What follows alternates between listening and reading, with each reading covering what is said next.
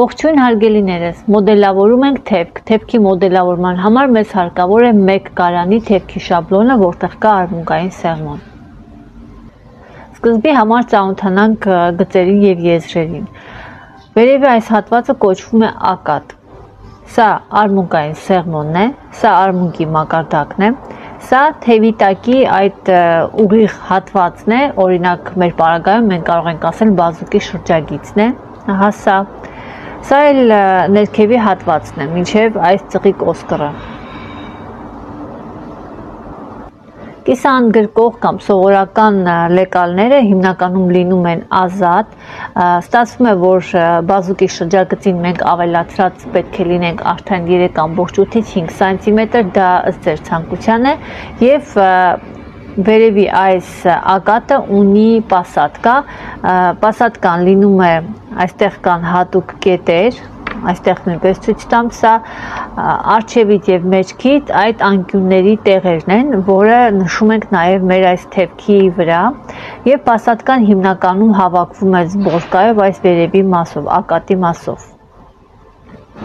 Պասատկան հիմնականում լինում է 2,5-ից 4 կամ 5 սանտիմետր, ընդհանուր կիսաընդգրկող դա պիջակների ժակետներին է վերաբերվում,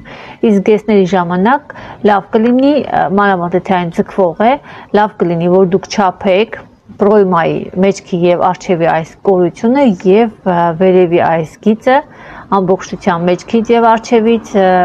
առաջնային կողմից լինի համապատասխան պրոյմային։ Դա երբ որ ձգվող կտորներ են զգեստների համար, երբ որ մենք չենք նստացնում այս ակատի մասը։ Կիսաընդգրկող զգեստների ժամանակ այս վերևի հատվածը ամեն դեպքում մի փոքր նստացնում են, դա կարող է լինել 2,5-3 սանտիմետր։ Թևերը իրենց ձևացքով լինում են հիմնականում երկու մեծ խմբի, դա առաջինը, ուրեմն, որը կարովի է, վտաչնոյ ռուկավ,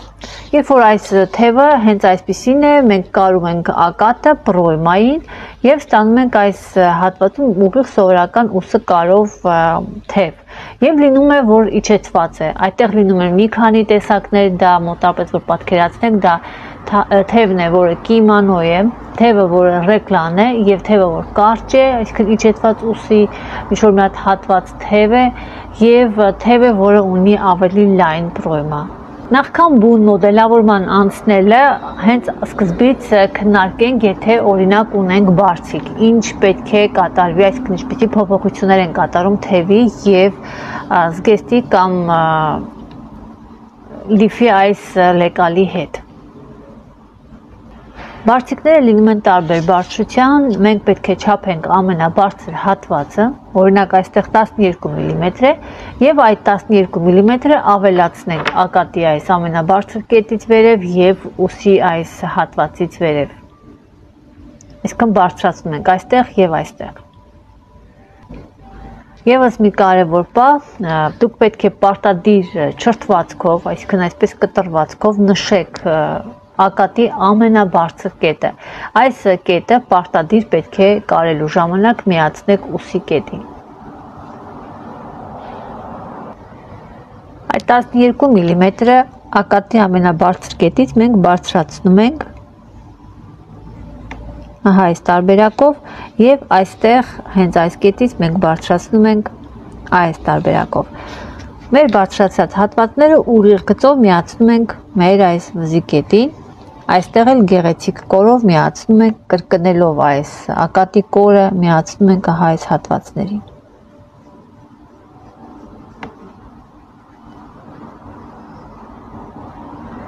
Այս հատվածը չպետք է լինի սուր, այն պետք է գոնե ինչ-որ մի հատված 2-2 սանտիմետր ամեն մի կողմից լինի ուղիղ, որ դուք գեղեցիկ թև ստանաք։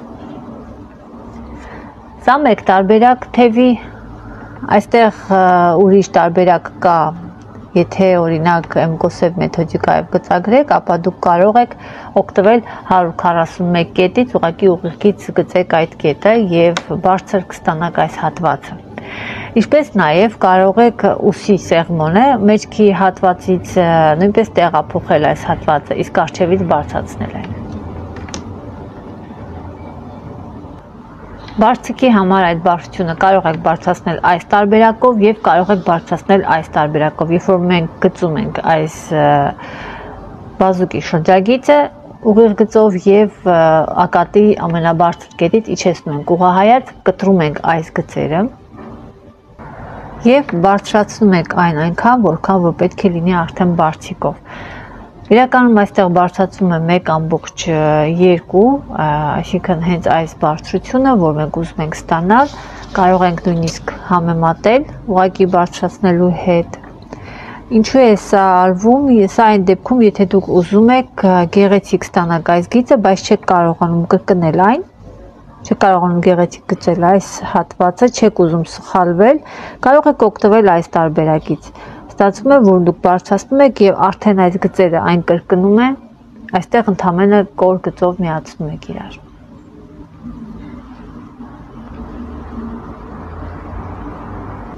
Սա բարձիկի բարձրացման երկու տարբերակներն էր։ Հիմա անցնենք մոդելավորմանը։